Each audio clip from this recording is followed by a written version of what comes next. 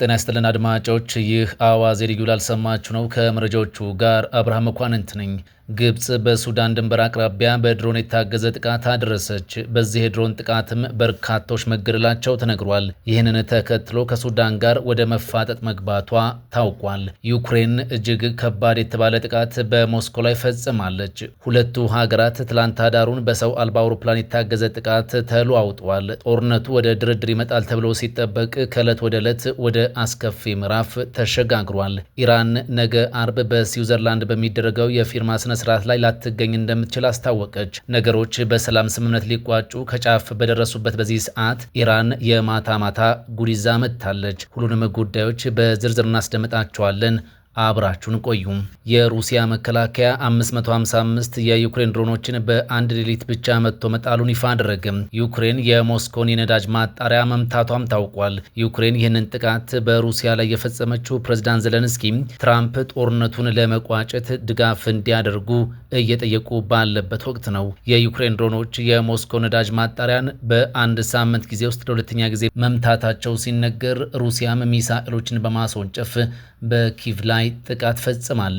ጦርነቱ በተለያዩ ጥቃቶች ታጅቦ በቀጠለበት በዚህ ሰዓት ፕሬዝዳንት ዘለንስኪ አሜሪካና አውሮፓ ዩክሬን ከሩሲያ ጋር ከስምምነት ላይ እንድትደርስ እንዲያግዟትም ጠይቀዋል። የሩሲያ መከላከያ ሚኒስቴር ዛሬ ሐሙስ እንዳለው ከሆነ በትላንት ምሽት ብቻ 555 የዩክሬን ድሮኖች ተመተው ተጥለዋል። በተጨማሪም ወደ 200 የሚደርሱት ደግሞ ከሞስኮ በቅርብ ርቀት መቀልበስ እንደተቻለም ተገልጿል። ይህ የአሁኑ የአየር ጥቃት የማክሰኞውን ጨምሮ በአንድ ሳምንት ጊዜ ውስጥ ለሁለተኛ ጊዜ የተፈጸመ እንደሆነ ተነግሯል። በተመሳሳይ የዩክሬኗ ዋና መዲና ኪቭም በሩሲያ ባላስቲክ ሚሳኤል ጥቃት ስትናጥ በአንድ ሳምንት ጊዜ ውስጥ ለሁለተኛ ጊዜ እንደሆነ ሮይተርስ አስነብቧል። የዩክሬን ባለስልጣናት ጠላታችን ሩሲያ ዋና ከተማችንን በባላስቲክ ሚሳኤል አጥቅታብናለች ብለዋል። እናም ዩክሬናውያን አየሩ ሰላም እስኪሆን ድረስ ለደህንነታችሁ ጥሩ በሆኑ ስፍራዎች ተሸሸጉ በማለትም ለዜጎቻቸው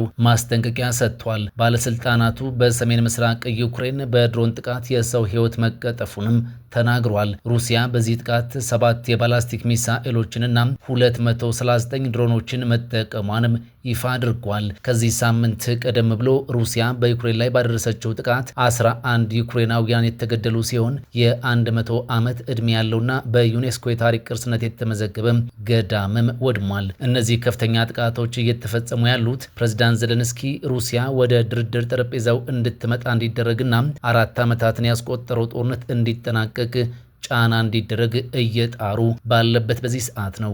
ዘለንስኪ በቡድን 7 ሀገራት ስብሰባ ላይ ከፕሬዝዳንት ትራምፕ፣ ማክሮንና ከሌሎች መሪዎች ጋር ጦርነቱን ማስቆም በሚቻልበት ሁኔታ ላይ ትብብር እንደሚደረግም አንስቷል። ፕሬዝዳንት ትራምፕ ወደ ስልጣን እንደተመለሱ ጦርነቱን በ24 ሰዓታት ውስጥ እንደሚቋጩት ቃል መግባታቸው የሚታወቅ ሲሆን አሁን ደግሞ በእኔ በኩል የሚቻለኝን አድርጌያለሁ እያሉ ነው። ግብጽ በሱዳን ድንበር አቅራቢያ በድሮን የታገዘ ጥቃት አደረሰች። በዚህ የድሮን ጥቃትም በርካታዎች መገደላቸው ተነግሯል። በሱዳን ናይል ግዛት ከግብጽ ድንበር አቅራቢያ በሚገኙ የባህላዊ ወርቅ ማውጫ ስፍራዎች ላይ ማክሰኞ ዕለት በተፈጸመ የድሮንና ከባድ መሳሪያ ድብደባ በርካታ ሰዎች መገደላቸውን ሱዳን ትሪቡን ጽፏል። ሌሎች ደግሞ መቁሰላቸውን ይፋ አድርጓል። ማዕድን አውጪዎቹ ጥቃቱን የሰነዘረው የግብጽ ጦር መሆኑን ተናግረዋል። በዚሁ በማዕድን ማውጫ ስፍራ አቅራቢያ የግብጽ ወታደራዊ የጦር ሰፈር ይገኛል። ይህ ቀጠና ባለፉት ወራት ውስጥም ተደጋጋሚ ፍጥጫዎች ሲስተናገዱበት የቆየ ስፍራ መሆኑን ዘገባው አትቷል። ከዚህ ቀደም የግብጽ ድንበር ጠባቂዎች የማዕድን ማውጫ መሳሪያዎችንና በስፍራው የሚገኙ መጠለያዎችን አውድመዋል። የግብጽ ባለስልጣናት ለተነሳባቸው ክስ የሱዳን ማዕድን አውጪዎች ድንበር ጥሰው በመግባት ቁፋሮ አድርገዋልም ብለዋል። የሱዳን ትሪቡን ዘገባ በግብጽ ጥቃት የተገደሉት በርካታ ሰዎች ናቸው ከማለት ባለፈም ትክክለኛ ቁጥሩን አላስቀመጠም። ታዋቂው የዜና ማሰራጫ ቢቢሲ በሺዎች የሚቆጠሩ ሰራተኞችን ሊያባርር ነው ተባለ። የብሪታንያ ብሮድካስቲንግ ኮርፖሬሽን ቢቢሲ ከፍተኛ የውጭ ቁጠባ ለማድረግ በሚቀጥሉት 3 ዓመታት ውስጥ እስከ 2000 የሚጠጉ ሰራተኞቹን ለማሰናበት አቅዷልም ተብሏል።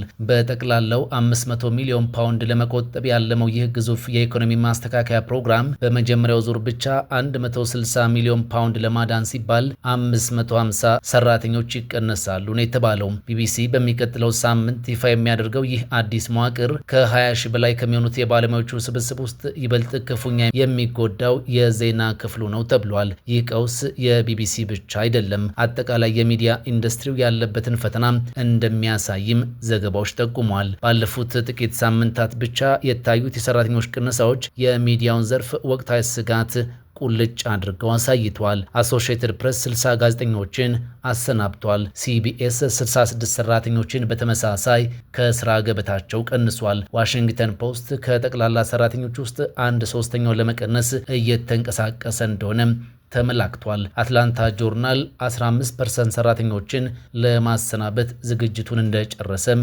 መረጃዎች ጠቁመዋል። ኢራን ነገ አርብ በስዊዘርላንድ በሚደረገው የፊርማ ስነ ስርዓት ላይ ላትገኝ እንደምትችል አስታወቀች። ቴህራን በስዊዘርላንድ በሚካሄደው አዲሱ ዙር ንግግር ላይ ለመሳተፍ ከውሳኔ ላይ አለመድረሷን የኢራን ውጭ ጉዳይ ሚኒስቴር ቃል አቀባይ እስማኤል ባጌ ተናግሯል። መንግስት በይፋ የማህበራዊ ሚዲያ ገጹ ላይ ውይይቶች በዲፕሎማሲያዊ መንገዶችና በአደራዳሪዎች በኩል በሚቀጥሉ ሰዓታት እንደሚቀጥሉ ይጠበቃል ብሏል። ይህ በእንዲህ እንዳለ የስዊዝ መንግስት የአሜሪካና ኢራን ተወካዮች ነገ በስዊዘርላንድ ንግግራቸውን እንደሚጀምሩ ተናግሯል። አሁን ያለው ቅድ አሜሪካና ኢራን ከአደራዳሪዎች ፓኪስታንና ኳታርና ሌሎች ተሳታፊ ሀገራት ጋር ነገ ስምምነቱን ተግባራዊ ለማድረግ የመጀመሪያ ዙር ንግግር ለማድረግ ነው። የስዊዝ ውጭ ጉዳይ ሚኒስቴር በመግለጫው ስለ ፕሮግራሙና ስለ ስብሰባው ዝርዝር ተጨማሪ መረጃ አሁን ማግኘት አይቻልም ብሏል። ነገ አርብ ትራምፕና የኢራን ፕሬዝዳንት ፊርማቸውን ያኖሩበት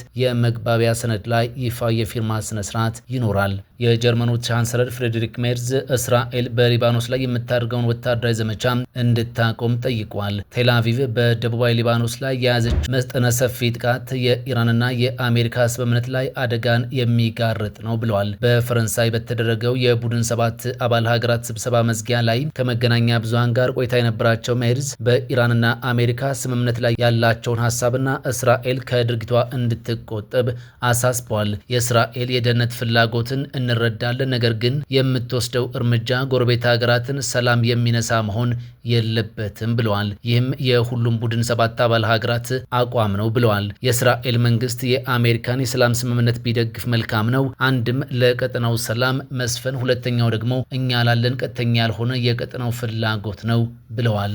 ኢራን በሆርሙዝ ወሽመጥ የሚያልፉ መርከቦችን ልታስከፍል ነው ተባለ።